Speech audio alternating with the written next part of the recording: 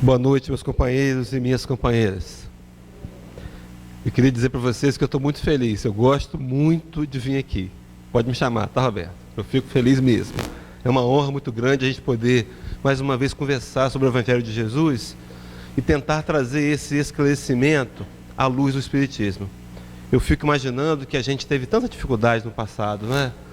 Tanta falta de informação, tantas informações que se chocavam umas com as outras, mas agora nós temos diante das nossas mãos a oportunidade de rever conceitos e rever também a questão do ano novo, a questão da esperança, esse momento de passagem de ano tão trabalhado, tão falado na mídia. Então que essa noite a gente possa repensar-nos, repensar o que sentimos, olhar para a gente, ter esse momento de menos de 1 hora, 50 e poucos minutos, para olhar para a gente. E quem sabe sair daqui com a esperança renovada, de que a gente pode sim, efetivamente fazer mudanças, corrigir, se melhorar. Não importa a situação que estejamos, não importa a dor que eu tenha sentido, não importa o balanço que eu tenha feito em 2015, não importa. Importante é o que faremos daqui para frente, com a ideia de renovar a esperança. Então que Jesus possa nos amparar, que a equipe espiritual do irmão Tomé possa se utilizar de mim, apesar da minha limitação, da minha dificuldade, mas que saímos daqui com o coração renovados. Renovando a esperança. Eu queria propor aos companheiros uma brincadeira entre aspas. Os companheiros conhecem o caça-palavras? Já ouviram falar nessa brincadeira? Eu vou colocar aqui na tela um conjunto de letras desorganizado aparentemente e vou dando algumas dicas. E à medida que os companheiros forem descobrindo as palavras, eu quero a participação dos jovens, e a gente vai discorrendo então em cima do assunto e trazendo a composição dos argumentos espíritas para falar de renovação de esperanças. Vamos lá, coloquei aqui as letras no quadro. Primeiras palavras a serem descobertas aqui são o título dessa palestra. Quem consegue descobrir o título da palestra? Renovando, que mais? Esperança. Muito bem, companheiros. O tema da palestra é Renovando Esperanças, não é? Mas eu quero dar uma pausa aqui, antes de incluir o S, para falar dessa grande e maior esperança que nós espíritas e cristãos precisamos continuar renovando todos os dias. Essa grande esperança de um dia atingirmos a vitória sobre nós mesmos, quando não mais haverá sombras, nem dor, nem ressentimento, nem mágoas em nosso coração. Aquele dia em que daqui a algum tempo nós vamos trabalhando atualmente para angariar esse recurso, mas daqui a um tempo nós vamos nos ver plenamente amando como Jesus amava. Essa é a nossa grande esperança. Paulo de Tarso chamaria isso do nosso alvo, a nossa meta maior, para nós nunca perdermos de vista esse sentido. Estamos aqui, nessa casa espírita, nesse planeta, nessa família, nesse corpo, nessa cidade, enfim, em tudo que vivenciamos para desenvolver a capacidade de amar. Essa é a nossa grande esperança. E Paulo de Tarso, na carta aos Coríntios, capítulo 13, lá no finalzinho, ele vai dizer assim: um dia, se referindo ele a Jesus, um dia nós o veremos face a face, como ele nos vê. Será um dia de uma cerimônia extremamente emotiva. O dia em que o Nazareno, o governador do planeta, abrirá as portas da comunidade solar para nos receber. Eu não consigo imaginar a pompa dessa cerimônia, não é? Vai botar qualquer Oscar no bolso, mas nós vamos ser chamados. O seu nome vai ser chamado no alto-falante. Você vai estar lá meio ansioso, na sala de espera, mas vai ser chamado. E vai entrar num tapete de nuvens e vai ver os olhos do Senhor, nos olhos do Senhor. Então não percamos a esperança. Por mais que tenhamos dificuldade na vida de enfrentar dores, a nossa maior esperança é nos alinharmos ao Evangelho do Cristo e nos tornarmos pessoas prontas para amar como Ele amava. Mas o tema quer dizer renovando esperanças, tem mais um S ali. E a gente fica pensando, que tipo de esperanças seriam essas? É legítimo, sim, a gente querer um carro melhor, querer morar melhor, conquistar um trabalho, um salário melhor, passar para uma faculdade melhor, não é? É legítimo querer bens materiais sem a ganância, apenas pautado na ambição positiva, aquele desejo de conquistar e ter, está em nós, é a lei de progresso e evolução, não podemos fugir disso. Mas que nossas propostas de conquistas ao longo desse ano novo que se começa, não sejam apenas aquelas voltadas para as aquisições materiais, também precisamos incluí-las. Estamos seres materiais, precisamos da matéria, mas somos seres espirituais. Não nos esqueçamos então dos investimentos, das conquistas, dos projetos, para, por exemplo, aprender a perdoar mais, a ser mais flexível, tolerante, paciente, voltar atrás, rever as minhas posições. Quantas vezes nós trazemos um conhecimento lá do passado, impregnado do nosso psiquismo, aonde a gente teria dito, dou um boi para não entrar numa briga, e uma boiada para não sair dela, totalmente errado e contrário ao Evangelho.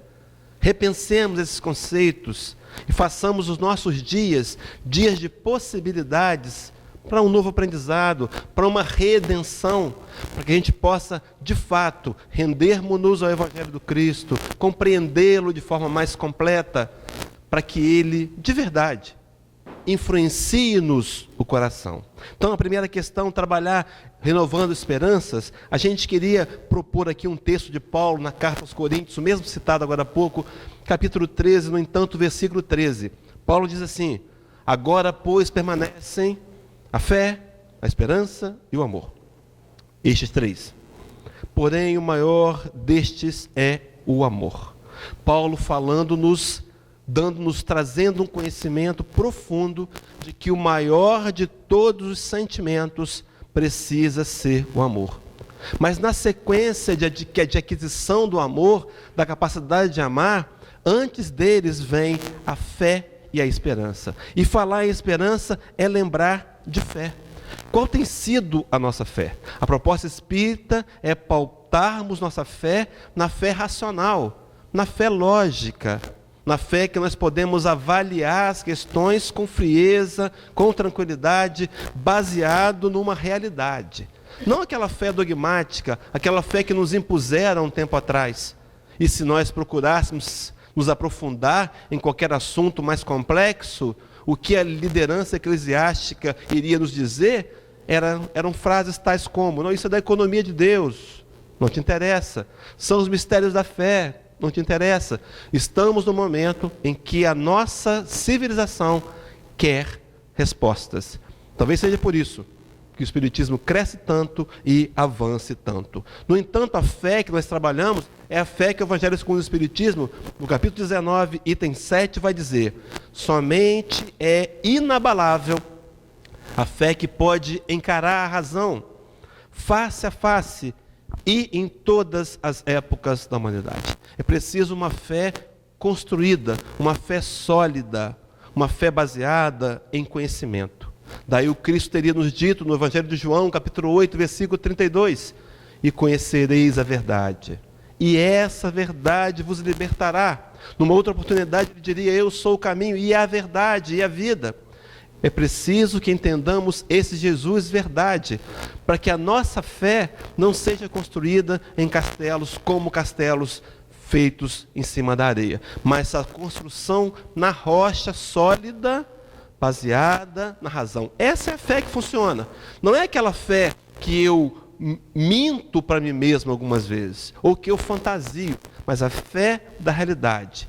Quando eu olho ao meu redor e percebo que, embora alguns entendam a dificuldade como dor, nós cristãos entendemos como oportunidades de crescimento. As pedras do caminho. Quantas foram em 2015? Quantas dificuldades?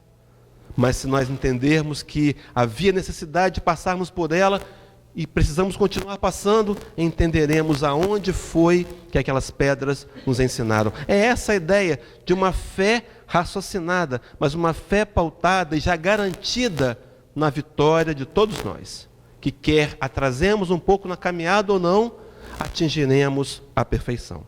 Dito isso, a questão 922, quando Kardec pergunta a espiritualidade, se haveria para todos nós uma medida comum de felicidade, entendia Allan Kardec que nós somos diferentes. Para cada um de nós, felicidade tem um contexto. Mas ele perguntaria, será que tem uma medida comum para todos nós? E os espíritos superiores respondem a Allan Kardec nesse item, na questão 922. Com relação à vida material, para ser feliz, é a posse do necessário. Com relação à vida moral, a consciência tranquila e a fé no futuro. Consciência tranquila. Quando nós chegamos em casa, depois de um dia de trabalho, depois das atividades da vida, do cotidiano, colocamos a cabeça no travesseiro e detectamos que não fomos os melhores, que não acertamos o tempo todo, mas que fizemos o nosso melhor. E fé no futuro, como ingrediente. Se eu não acreditar que o mundo será melhor, se eu não tiver a perspectiva de dias melhores, não há como trabalhar a esperança. Por isso, renovar a esperança começa com o trabalho da fé. Eu preciso acreditar que a fé, essa fé racional, é uma construção. Paulo de Tarso, na carta aos Romanos, se eu não estiver enganado, vai dizer assim: a fé vem pelo ouvir, e o ouvir a palavra de Deus. Por isso a importância de nós nos reunirmos, estarmos juntos, nos acolhermos uns aos outros, nos motivarmos e incentivarmos-nos para continuar firme nessa caminhada de aprendizado. Porque é o aprendizado intelectual que vai migrar para o coração. Porque, na verdade, conhecer Jesus, entender de Jesus, nós bem já sabemos, falta-nos talvez sentir Jesus no coração. Então, essa fé no futuro que vai construir a esperança, essa fé extremamente necessária, que eu posso construir. Tudo bem até aqui, companheiros? Podemos avançar no nosso raciocínio? A gente então vem aí de um país cheio de superstições, cheio de simpatias e promessas. Esse ano, a virada do ano é assim, não é? A gente faz simpatia, a gente quer um ano melhor, e a gente começa a questionar, e eu trouxe algumas ideias, algumas superstições que nós encaramos sempre. Primeiro, para passar o ano novo, para dar tudo certo em 2016, eu tenho que comer lentilhas. Queridos, será que comer lentilhas vai fazer 2016? Isso é racional? Mas não é só comer, não. É comer e colocar embaixo do prato. Você pega a lentilha seca, coloca embaixo do prato, bota o prato, a lentilha é uma sopa, para quem não conhece. Como é que você consegue tomar a lentilha? Se o Natal, o seu Ano Novo for na casa da sua sogra, e ela botar aquela toalha, que ela só bota no Ano Novo, tem até uma goma. Se essa lentilha cair na toalha, meu amigo, seu Ano Novo não tem muita perspectiva de ser bom, não. Pode começar ali um embate difícil. Será que colocar lentilha embaixo do prato vai fazer 2006 ser melhor? Isso é racional? Outra coisa, temos que passar 2016 de branco. Virada do ano de branco, porque atrai a paz. Se não for de branco, tem que ser de amarelo, né? E ainda mais, tem que ir para a praia dar 3 pulinhos. Companheiros, a gente fica parecendo 7 pulinhos, aquele pinto do Gugu Liberato, né? De amarelo, olha que situação, desculpa o termo, ridícula. De amarelo, na beira da praia, sorte é que tem outro de amarelo também pulando, aí a gente se consola. Dão 3 pulinhos, está tudo certo. Vai fazer 2016 ser um ano melhor? Isso é racional? Tem outro. Se não tiver brinde na 0 hora, nossa, dá um azar danado. Tem gente que, para garantir, já está brindando desde ontem, né? Ele aproveitou o Natal e emendou. Vai começar o Ano Novo, dia 1º, para ele vai ser um dia inesquecível. A cabeça doendo, aquela ressaca, né? Mas brindou. Será que essas atitudes do dia a dia vão fazer o Ano Novo ser melhor? E as promessas? É virada do ano, a gente revê os projetos do ano que passou, a gente faz promessas. Os companheiros sabem qual é a promessa mais feita na virada do ano? Qual? Emagrecer. Esse ano você ainda olha nos olhos do marido e fala, ou da mulher, esse ano você vai ver. Você vai ver. Eu estou decidido. Vai ser alface do começo ao fim, não é? E aí, a gente promete também ir para a academia, fazer exercícios físicos, fala até com o médico da gente, então esse ano eu vou caminhar. A gente faz promessa que vai ler. Os espíritos, então, nesse ano eu vou ler 20 livros, vou ler de novo Paulo e Estevão 10 vezes, sabe? Faz metas inatingíveis. E é o culto no lar.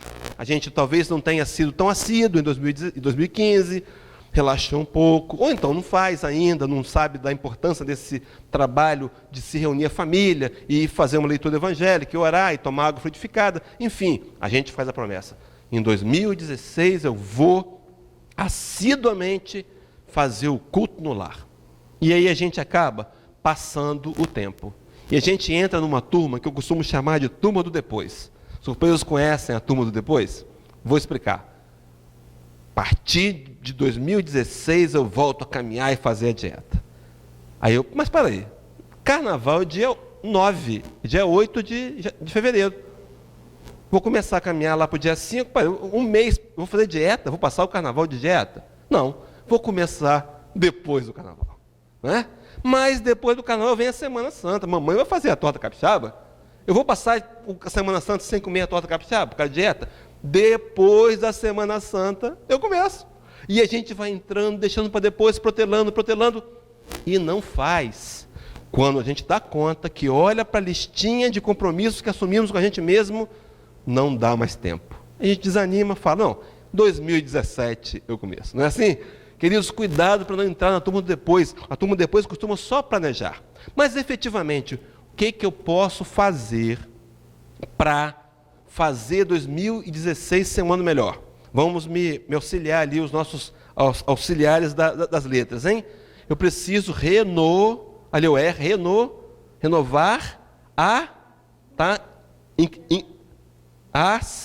renovar a ação. Queridos, sem a gente renovar a ação, a gente não vai conseguir melhorar nada, mudar nada. É aquele famoso deixa como está para ver como é que fica. Vai ficar como está, não é assim?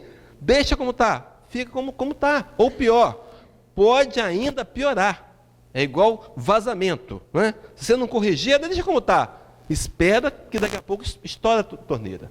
Pode piorar. O que é renovar a ação? Renovar a ação é renovar atitudes, práticas cotidianas, escolhas do dia a dia, pequenas escolhas.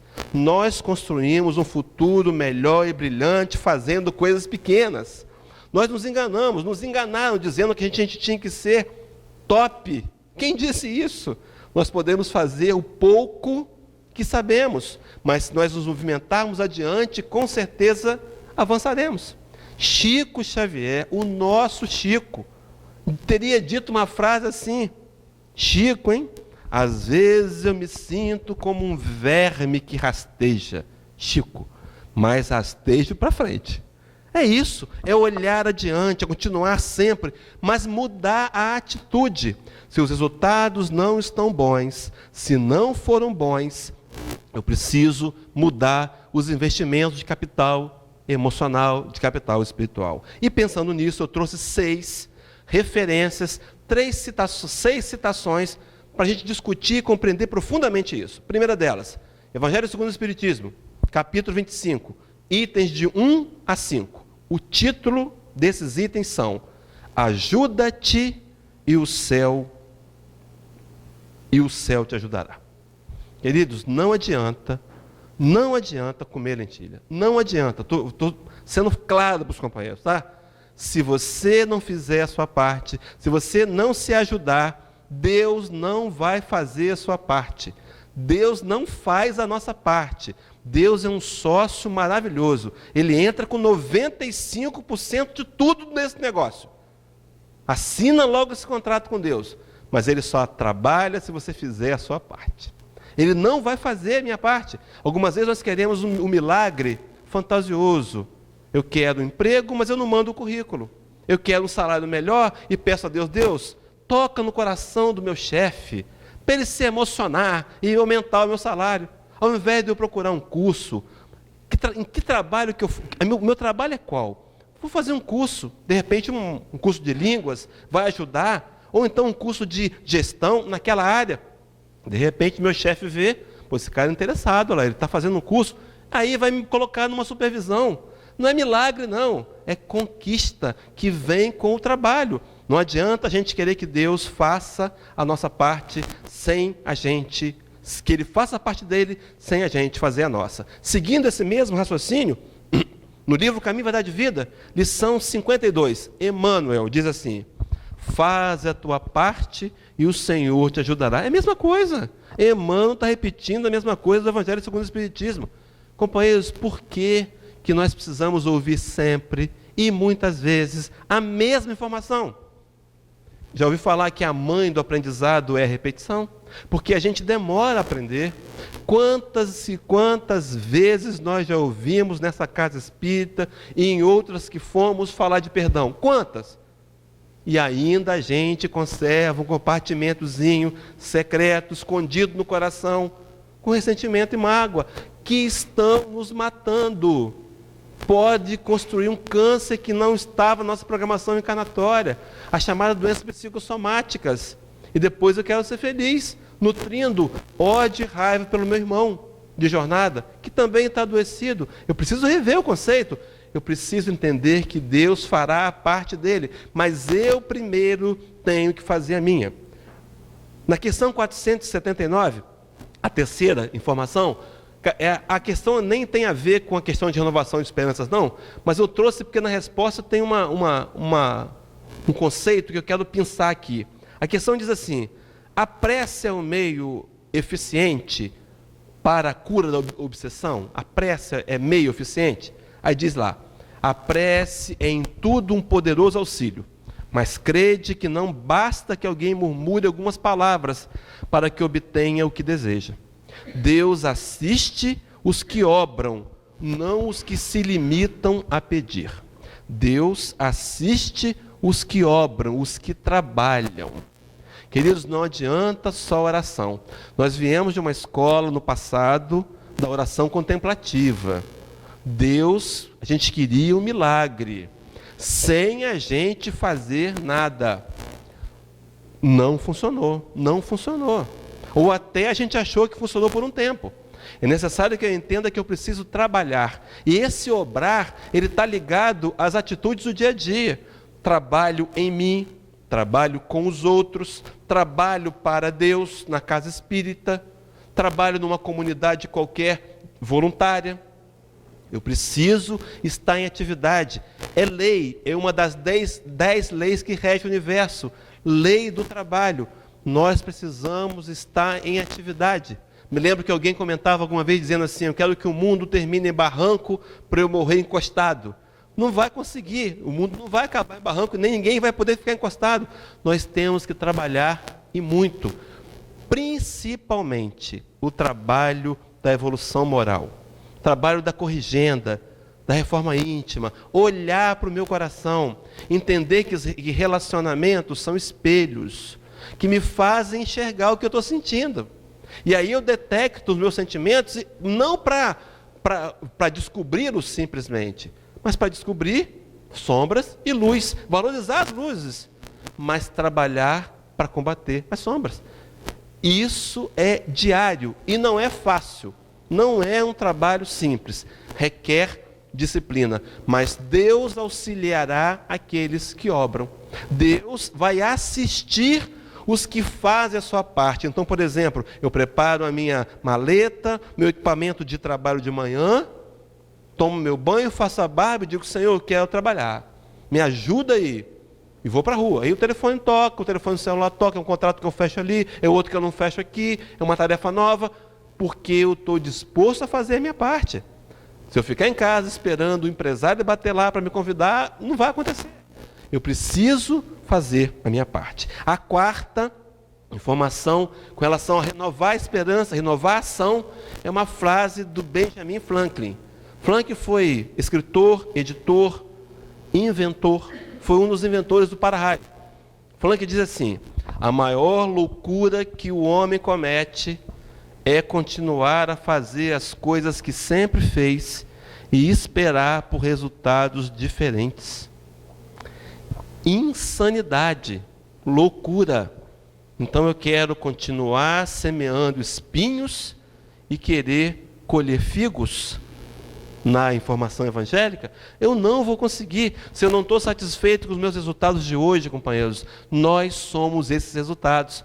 Resultado dos investimentos do ontem. Eu preciso mudar os investimentos. Não está bom assim? Muda os investimentos. Eu preciso canalizar minhas energias com mais inteligência. Otimizar o tempo. Trabalhar melhor para produzir novos e diferentes resultados. Isso é possível? Muito possível. Totalmente possível. Todos nós temos capacidades embrionárias a de serem desenvolvidas para nos construir melhor. Então é loucura querer ficar achando que pode fazer as mesmas coisas e esperar que o outro mude. A gente quer continuar sendo como é, que o outro compreenda. Muda você para o outro te compreender melhor. O esforço é pessoal. Ah, o meu relacionamento é difícil. Eu não sei se existe relacionamento fácil, mas tem mais difícil, menos difíceis? Como é que eu faço para ser menos difícil? Muda você, cede você, agrada mais você, pede mais desculpa a você, elogia mais você. É assim que a gente faz. Estou fazendo propaganda aqui do programa da Rede Globo, não, tá? Do Mais Você Não. Estou falando de verdade. A gente tem que estar sempre buscando se melhorar. E aí as coisas melhoram. Nada muda se eu não mudar. A mudança começa em mim. Mas eu quero que o governo mude, que a empresa mude, que a família mude, que o cachorro lata mais baixo. Faz sentido, tem coisas que não tem sentido. O que eu posso fazer? Compra um abafador de ruídos. Deixa o cachorro latir alto. Abafa o seu ouvido, está aí resolvido o problema. Esse pequeno. E os outros? Ação, atitude, renovação de atitude. Quinta informação, Josué capítulo 1, versículo 9. Josué, o que deu continuidade a Moisés na condução do povo hebreu para conquistar a Palestina, para conquistar a Nova Canaã. Diz assim Josué: esforça-te e tem bom ânimo. Não pasmes nem te espantes, porque o Senhor teu Deus é contigo por onde quer que andares. Esforça-te. Veja que já naquela época, Josué, há quase 3.000 anos, 3.500 anos, Josué nos falando da necessidade da gente fazer esforços. E o que é o esforço? Não é a força normal do dia a dia. É algo mais, é o algo a mais, é o plus, é aquele momento de ação, aquele esforço além do que já é feito. Para ter conquistas extras requer esforços. E vejam aqui que ele vai dizer, tem bom ânimo. A gente precisa se alegrar quando faz esforços.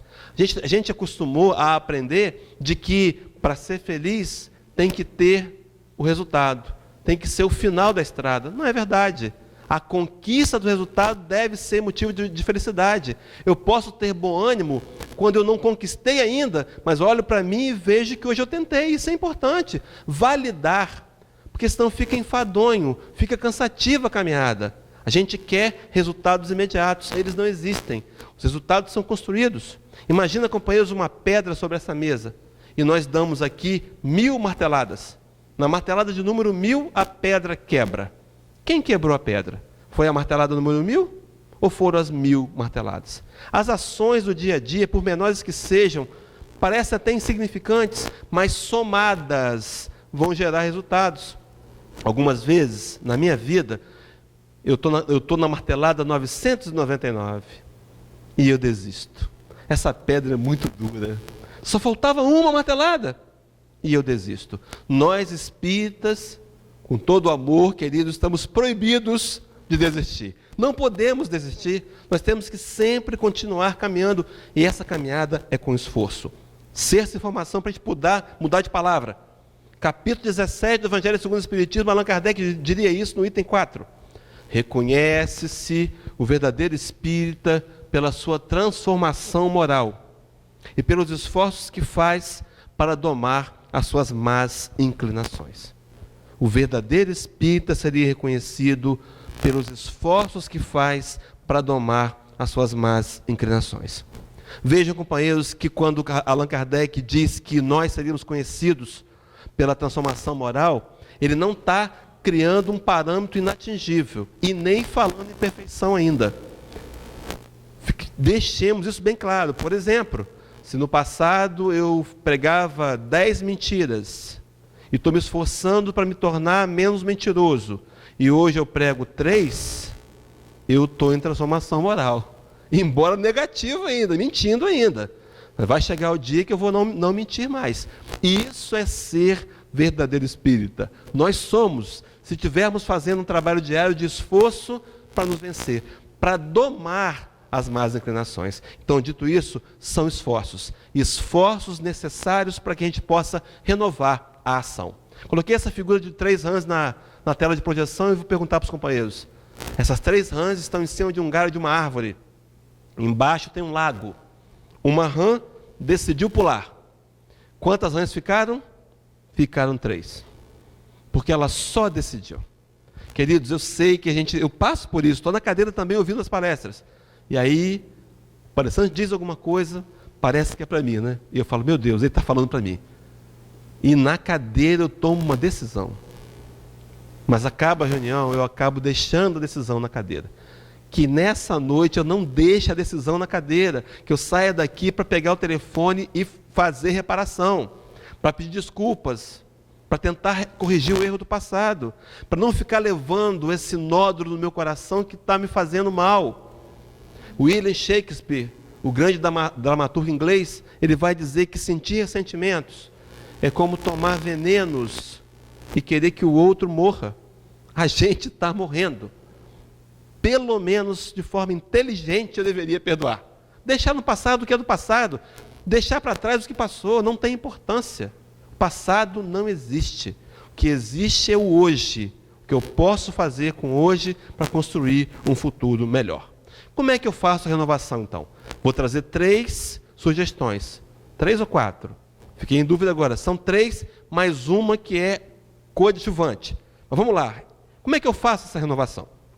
Primeira, vamos lá juntos, companheiros. Oração. Oração. Será que a gente tem orado? Será que a gente compreende o sentido da oração? Será que eu entendo a oração na visão do Espiritismo? Essa oração que me leva à ação? Não a oração simplesmente contemplativa. Não, porque a gente achava que era assim. A oração, eu me lembro quando eu era evangélico, lia Billy Graham. Não sei quem vai lembrar de Billy Graham, mas Billy Graham tinha uma frase que dizia: a oração é a alavanca que movimenta a mão de Deus. Ele estava certo. Mas se eu não fizer força na alavanca, Deus não vai levantar alavanca nenhuma sozinha.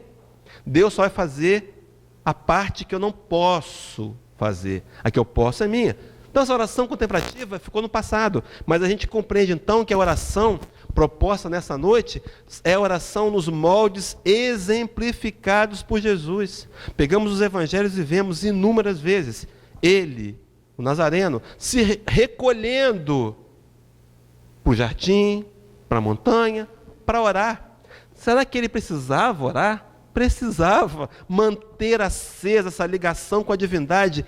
Ele, um Cristo, precisava. E nós, companheiros, será que a gente tem orado? Ele nos deu o exemplo para que a gente fizesse a mesma coisa. Maria teria dito certa vez: fazei tudo quanto ele vos disser. Era essa a ideia. Vamos orar, mas orar como? Nossos irmãos evangélicos têm algo que eles chamam de devocional. Todo dia fazem. Tem livrinhos. É uma mensagem, uma oração, um motivo de prece. Vou orar hoje pela paz do mundo. Vou orar pela minha família. Não é assim que eles fazem? A gente podia copiar isso dos nossos irmãos evangélicos. Nós temos uma série de livros chamado Fonte Viva, onde tem o Ceifa de Luz, Palavra de Vida Eterna, Pão Nosso, Caminho, Verdade e Vida, Fonte Viva, Vinha de Luz, livros de reflexões diárias. A companheira leu aqui pausadamente, com tranquilidade, levou 3 minutos. Acorda 5 minutos mais cedo. O desafio os companheiros a fazer, na primeira semana já tem resultado. Lê uma página. Pode ler em sequência, compra um livro só e vai lendo em sequência. São 180 lições cada um deles, exceto o Ceifa de Luz, que são 65. Lê e faz uma prece, diz: Senhor, estou acordando agora, o dia está começando, me ajuda, eu estou cheio de falha, eu estou cheio de problema, mas eu quero a tua companhia, que os amigos espirituais me ajudem no dia de hoje. Faz essa prece do seu coração, ou então repete uma prece de São Francisco de Assis, uma prece de Meimei, qualquer uma prece, Pai Nosso. Faz uma oração. Você vai ver o seu dia ser melhor. Experimentem, na próxima vez que eu voltar aqui, me digam se é realidade ou não. Então, oração, primeira ferramenta. Segunda ferramenta, quem me ajuda a achar aí? Perdão, rapaz, o pessoal está rápido aqui, hein? Perdão. A ferramenta do perdão para fazer 2006 melhor. Isso faz sentido? Faz. Muito mais do que colocar lentilha embaixo do prato. Muito mais do que dar 3 pulinhos na praia. 7 pulinhos. Pular 7 ondas. De amarelo.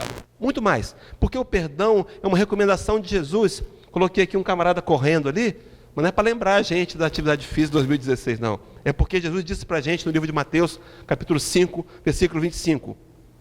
Concilia-te depressa com teu adversário, enquanto estás no caminho com ele, para que não aconteça que o adversário te entregue ao juiz, e o juiz te entregue ao oficial e te encerre na prisão. Queridos, o que é depressa? Reconciliar depressa. Acho que eu dei esse exemplo aqui da última vez que eu estive aqui. Se eu dei, eu vou repetir. Nós queremos, a mulher quer comprar aquele fogão Electrolux, 5 queimadores e 2 fornos. Os companheiros conhecem esse fogão? É o sonho dos fogões, né? Aí está vendo televisão. Aí passa o fogão na televisão. O marido está na cozinha tomando uma água e ela grita: meu amor, vem cá depressa ver o fogão. Não é assim? É imediato. Reconcilia depressa com teu adversário. E a gente está adiando, deixando para depois. Foi ele que começou. Faz sentido, tem uma lógica assim. Não é a lógica do Evangelho, é uma lógica que não é diferente. Eu preciso entender que a proposta do Cristo de perdão é de 70 vezes 7 cada ofensa, é ilimitado. Eu preciso perdoar. E sabe por que o pedido de perdão muitas vezes não dá certo? Porque eu não me perdoei ainda. Eu não posso dar para o outro que eu não tenho.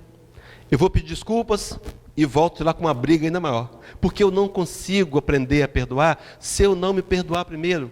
Queridos, todos nós aqui, encarnados e desencarnados, temos uma história com frustração. Sabe por quê? Esperaram mais da gente do que a gente podia dar. Exigiram demais da gente. Fizeram promessas infundadas. Estuda bastante que você vai ter um excelente emprego. Não é verdade. Não é só isso, não. Alguns de nós, na programação reencarnatória, pedimos para ter um contra-cheque pequeno.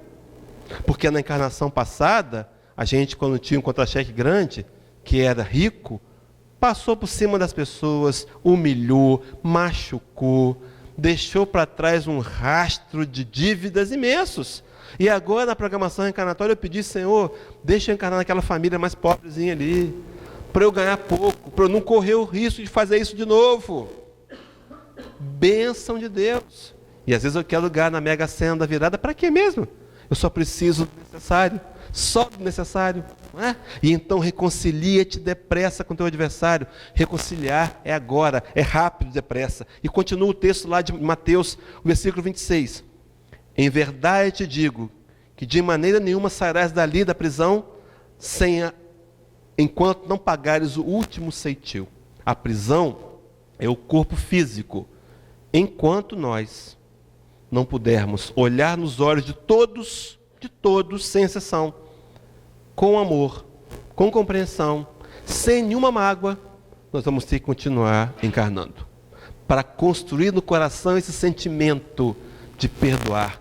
Perdoar faz bem para a gente. Vi uma frase recente que o autor dizia assim: perdoar é como soltar um preso da cadeia e depois descobrir que o preso era você.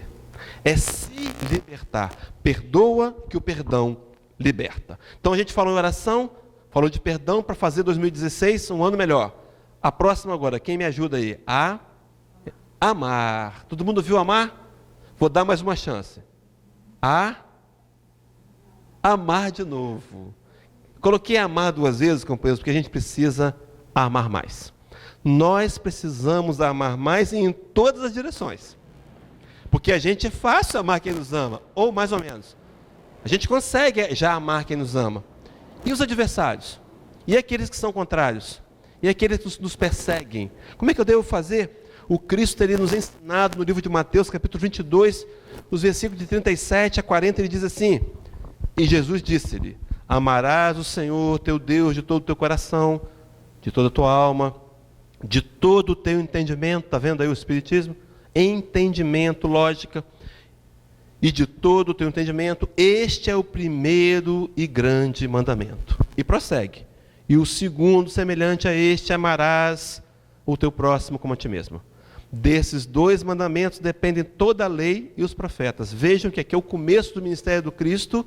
O fariseu vem perguntar para ele o grande mandamento para tentá-lo, para que ele entrasse em contradição, para ser acusado de heresia, para ser julgado às pressas e falsamente, condenado à cruz, para ver se tirava ele do caminho. Não conseguiram, nesse momento. Depois conseguiram, mas não deu certo, né? Mataram, mas não deu certo. Queridos, ele dizia: amar ao próximo como a ti mesmo. É a construção do amor por mim mesmo. Eu não posso amar ninguém se eu não me aceitar como eu sou. Aceitar as minhas limitações, as minhas frustrações, que muitas vezes não são reais. Grande maioria delas não são reais. Eu posso muito bem viver sem esse projeto. Começando de novo, agora de manhã, agora à noite, amanhã de manhã, renovando as minhas escolhas, acreditando que a esperança vai me mover. Deixa o passado onde ele tem que ficar, no passado. Já disse isso aqui no outro, parece que fiz também. Fui numa vez num estabelecimento comercial e estava escrito assim: se as coisas do passado fossem realmente tão importantes, não teriam passado. Né? Estavam aqui. O que é importante está com a gente. Fica aqui, esquece o passado, a perda, o prejuízo. Não alimenta essa dor. Não vai conseguir voltar e refazer.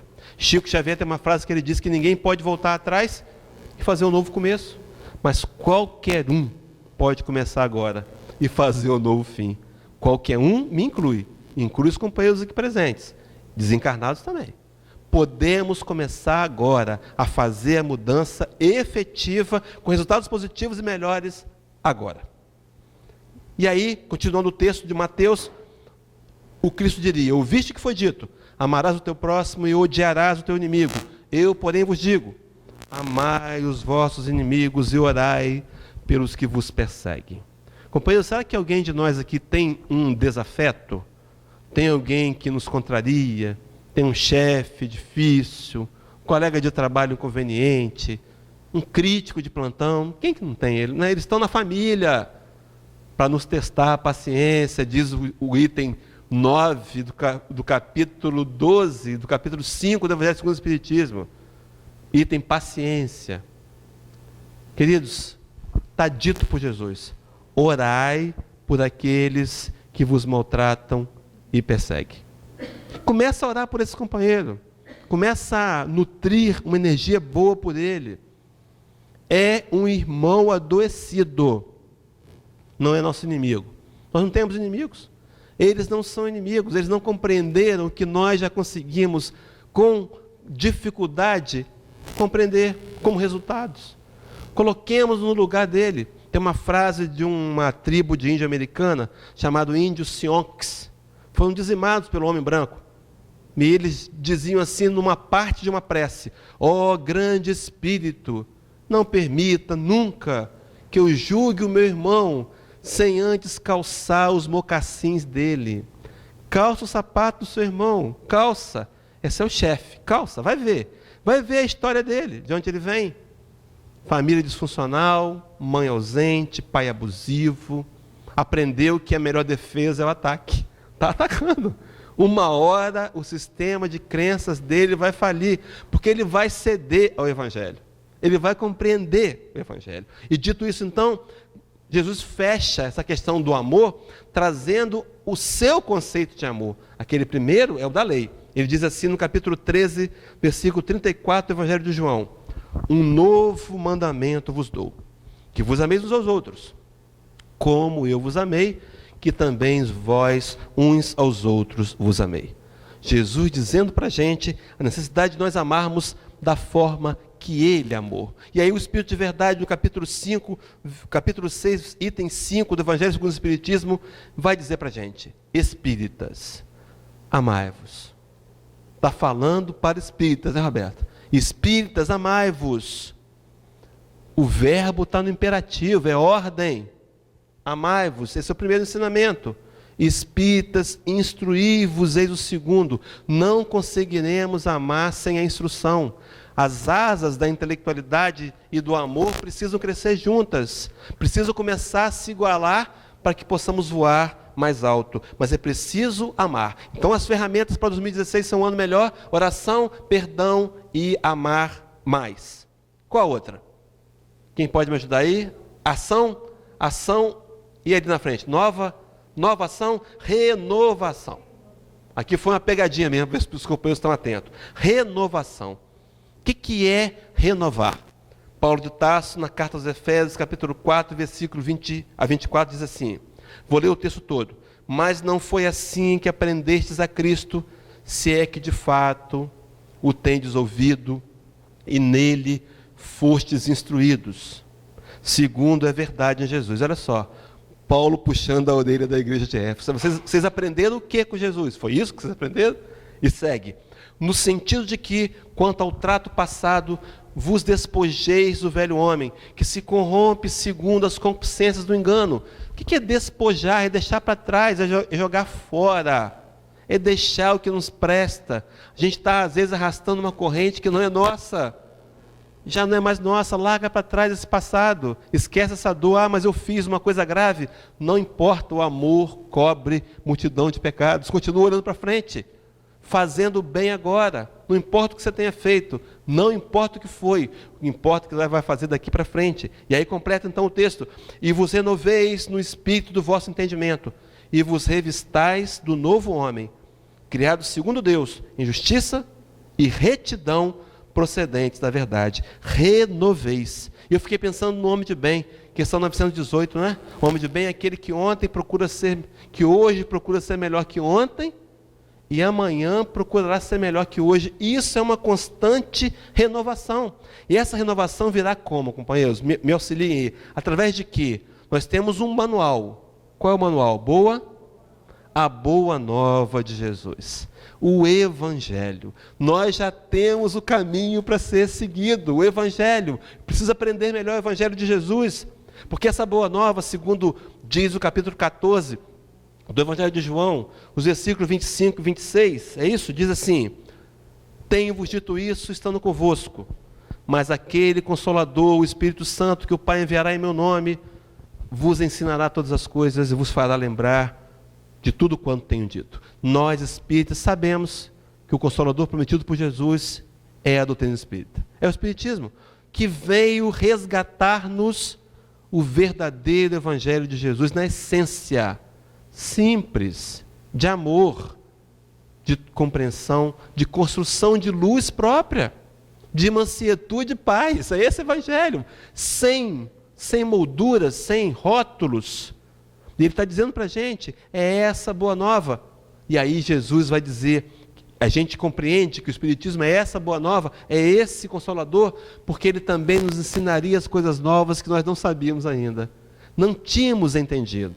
E agora conseguimos fazer. E essa boa nova, no prefácio do Evangelho segundo o Espiritismo, o Espírito de verdade vai dizer assim para a gente: os Espíritos do Senhor, que são as virtudes dos céus, qual imenso exército que se movimenta ao redor, ao receber as ordens do seu comando, espalham-se por toda a superfície da terra, e semelhantes a estrelas cadentes, vêm iluminar os caminhos e abrir os olhos aos cegos. É hora de nós, no nível de maturidade espiritual que estamos, como sociedade, como civilização, abrir os olhos para a verdade.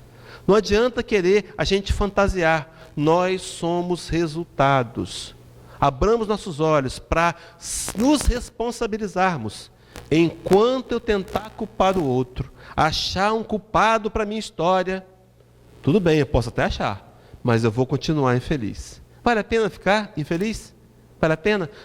Vi recentemente, uma vez alguém com uma camisa que dizia assim: não quero ter razão, quero ser feliz. Eu quero ser feliz. Ser feliz é assumir as rédeas do comando da nossa vida. Está na nossa mão, deixando para trás o passado e construindo uma renovação de esperanças para o futuro.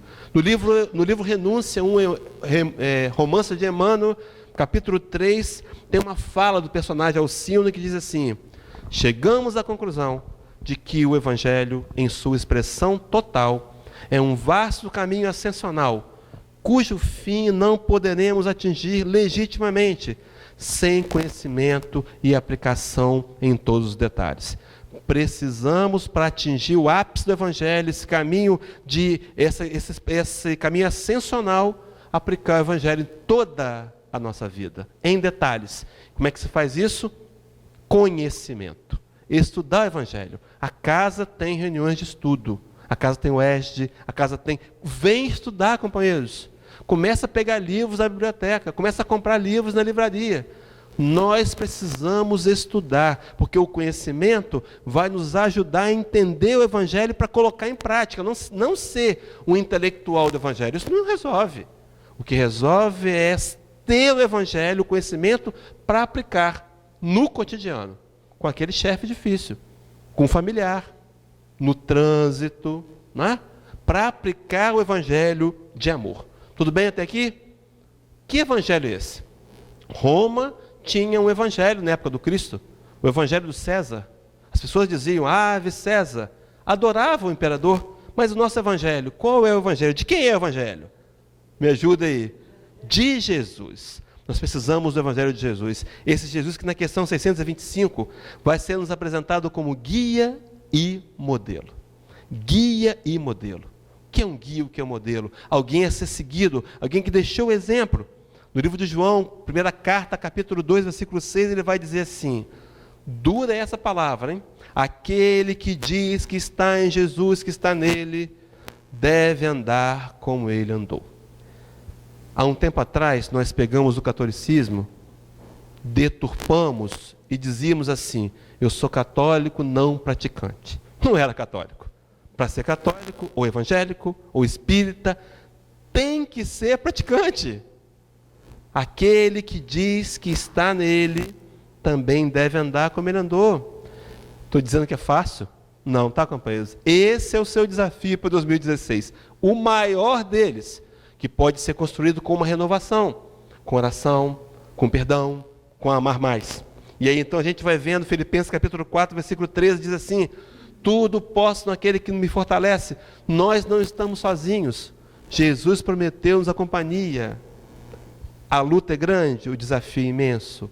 Não estamos sozinhos, o Nazareno está conosco, ele vai dizer que não nos abandonaria em momento algum, que não nos deixaria sós.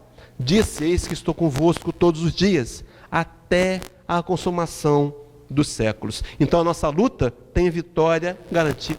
Mas ele diria, porque sem mim nada podeis fazer. Capítulo 15, versículo 5b, do Evangelho de João. E quantas vezes nós ainda queremos fazer da nossa maneira? Ainda nos sentimos pseudo-autossuficientes, né? A gente só ora quando todos os recursos que eu tentei não deu certo. Aí eu vou apelar para Deus, vou apelar para os céus. Está na hora de colocar Deus primeiro. Está na hora da gente fazer 2016 ser um ano maravilhoso, sem comer lentilha ou comendo lentilha, mas colocando Deus primeiro. No Evangelho de Mateus, capítulo 6, versículo 33. Jesus diz assim para a gente, buscai primeiro o reino de Deus e a sua justiça, e todas as demais coisas serão acrescentadas. O que está faltando? É o trabalho? É uma renda melhor? É uma relação boa familiar? É um namorado? O que está faltando? Buscai primeiro o reino de Deus. O resto, o demais, vem por acréscimo. É hora de a gente buscar esse Jesus. E para a gente poder, então... Os companheiros já descobriram antes da pergunta? Onde que esse Jesus tem que estar, companheiros? Onde? No coração. Não adianta ele estar tatuado na pele, estar no adesivo do carro, estar na camiseta, no boné, se ele não estiver no coração. No livro de Mateus, eu trouxe algumas referências daqui do Novo Testamento. Mateus 19 fala sobre o divórcio. Os fariseus tentando Jesus, naquela tentativa de enganá-lo, diziam assim, Senhor, Moisés disse que nós podemos dar carta de divórcio. E vós o que dizeis? Naquela época, a carta de divórcio, a mulher só tinha 2 destinos. Ou mendigar, ou ir se prostituir. Não tinha outro. E eles davam carta por qualquer razão. E aí perguntaram a Jesus o que ele achava. Ele diz, olha, Moisés permitiu por conta da dureza dos vossos corações. Às vezes o nosso coração é muito duro, igual uma pedra. é preciso quebrar essa pedra. Ezequiel 31, 36, 26 vai dizer assim para a gente. E olha que quem está falando é o Deus Jeová, o Deus guerreiro. E vos darei um coração novo, e porei dentro de vós um espírito novo, e tirarei o coração de pedra da vossa carne, e vos darei um coração de carne. Nós espíritas precisamos ter coração mole. Começamos a quebrar, dar marteladas nele, até que um dia ele fique totalmente carne, totalmente mole. Nós precisamos pensar mais, porque o Cristo está à porta, nos batendo, nos convidando a abrir, mas ele não vai forçar a porta. E para terminar, quero contar uma história. Dá tempo? Eu posso passar um minuto? Um minuto. Essa palavra aqui eu sei que os companheiros não vão descobrir depois, ela está bem escondida. Mas a história é a seguinte: uma família, um grupo de amigos saiu para fazer um passeio de barco. Uma embarcação de porte médio, e de repente o mar estava aquele mar de almirante, né? Aquele mar tranquilo. Mar de brigadeiro? Mar de almirante, né? Almirante, é. Céu de brigadeiro, é claro. Tá filmando isso não, né? Tá. E está lá, tranquila a viagem, começa uma chuva. Uma tempestade muito forte, o barco é balançado para cá e para lá. E os adultos começam a desesperar. Vestem coletes e estão com medo. E corre para aqui e para ali. E na embarcação tem um garoto, um menino de uns 9 anos, brincando tranquilamente. E passa um desses adultos mais neuróticos e fala: garoto, você está ficando maluco, sai daí. Esse barco pode afundar, você vai morrer, você tem que botar o colete, vai se esconder. E o garoto está ali, calmo, tranquilo. E aquele adulto sai correndo, nem sabe para onde, mas está correndo, indo para qualquer lado. Mais tarde, passando, a tempestade está batendo, e volta aquele mesmo adulto, vê o garoto sentado ali, tranquilo. Ele fala: menino, você não ouviu o que eu falei com você? É perigoso onde você está. Faz alguma coisa, sai daí. E o garoto está tranquilo e perguntou: vem cá, me diz uma coisa. Por que você está tão tranquilo assim? E o garoto falou para ele: olha, o comandante desse barco é meu pai. Eu já vi ele passar por tempestades muito piores que essa. E essa ele vai passar. Queridos, eu sei que nós vivenciamos um momento de tempestades. A vida 2015 foi uma tempestade. Se não foi, choveu muito, né? Mas Jesus está no leme da embarcação. Nós temos que confiar. Relaxa, vai brincar. Porque Jesus está no leme. A crise vão passar. Nós vencemos talvez a pior de todas as crises da humanidade. Chamou-se Era Glacial. Né? Aprendemos a fazer até sapatos. Aprendemos a matar mamute e comer rápido, porque senão os tigres comiam o nosso mamute e a gente junto. Né? Vencemos. Essa crise que passamos agora, nós vamos vencer. Tenhamos confiança, ficamos firmes, renovemos a esperança em Jesus e em Deus e continuemos fazendo com determinação a nossa parte. Quem vai adivinhar agora ali aquela palavra ninguém vai adivinhar porque não está ali. Feliz 2016, companheiros. Que Deus nos abençoe a todos. Muita paz.